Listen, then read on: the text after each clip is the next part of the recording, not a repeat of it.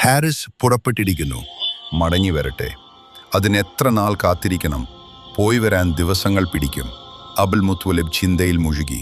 വെറുതെ പിതാവിനെ കുറിച്ചോർത്തു. മക്കയുടെ പ്രിയങ്കരനായ നേതാവായിരുന്നു ഹാഷിം.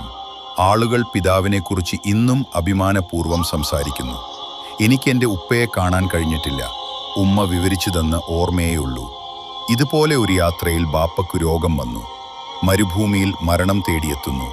ഉമ്മ കാത്തിരുന്നു. കരഞ്ഞു കരഞ്ഞു കണ്ണീരു വറ്റി. ബാപ്പ വന്നില്ല. ഒടുവിൽ ആ വാർത്തയെത്തി. ബാപ്പ ഇനിയൊരിക്കലും വരില്ല. മരിച്ചവർ മടങ്ങി വരാറില്ലല്ലോ. ഉമ്മയെപ്പോലെ ഇവിടെ ഇതാ ഒരു പെൺകുട്ടി കാത്തിരിക്കുന്നു. കരഞ്ഞു കരഞ്ഞു കാത്തിരിക്കുന്നു. എൻ്റെ ഉമ്മയുടെ അനുഭവമാണോ ഈ കുട്ടിക്കും? എൻ്റെ റബ്ബേ, പൊന്നുമോനെ, നീ മടങ്ങി വരില്ലേ? ഈ പെൺകുട്ടിയുടെ കണ്ണീർ എങ്ങനെ അടങ്ങും? വൃദ്ധൻ ദുഃഖം കൊണ്ടു പുകയുകയാണ്.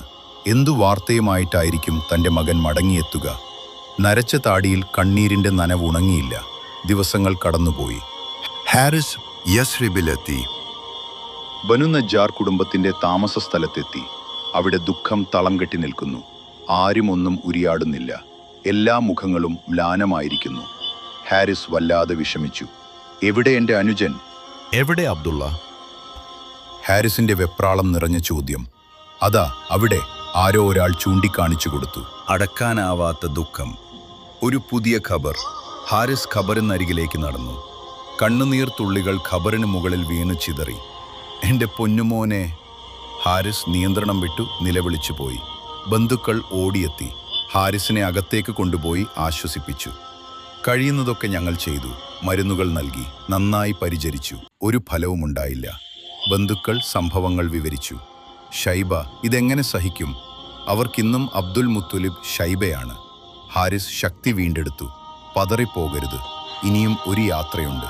ക്ഷീണമൊന്നടങ്ങിയാൽ മടക്കയാത്ര. മക്കയിലേക്കുള്ള മടക്കയാത്ര. ബാപ്പ കാത്തിരിക്കുകയാണ് ആമിനയും. ഞാൻ വൈകുന്നില്ല. ഹാരിസ് ബന്ധുക്കളോട് യാത്ര ചോദിച്ചു.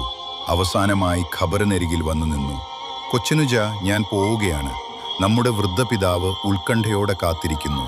പിന്നെ നിന്റെ പ്രിയപ്പെട്ട ആമിനെയും. ഞാൻ അവരോട് എന്തു പറയും? ഹാരിസ് മക്കയിലേക്ക് മടങ്ങി. യസ്രിബുകാർ ആ പോക്ക് നോക്കി നിന്നു. എങ്ങനെയാണ് ബാപ്പയെ നേരിടുക? ആമിനെ എന്ന പെൺകുട്ടിയോട് എങ്ങനെയാണ് ഇക്കാര്യം പറയുക? വീണ്ടും മനസ്സ് പതറിപ്പോകുന്നു. ഒട്ടകം മുമ്പോട്ട് നീങ്ങി. സബ്സ്ക്രൈബ് ചെയ്യാത്തവർ സബ്സ്ക്രൈബ് ചെയ്യൂ. ലൈക്ക് ആൻഡ് ഷെയർ ചെയ്യൂ. വീഡിയോ മറ്റുള്ളവരിലേക്ക് എത്തിക്കാൻ വേണ്ടി കമൻറ്റ് ചെയ്യണേ. തുടരും ഇൻഷാ അല്ലാഹ്.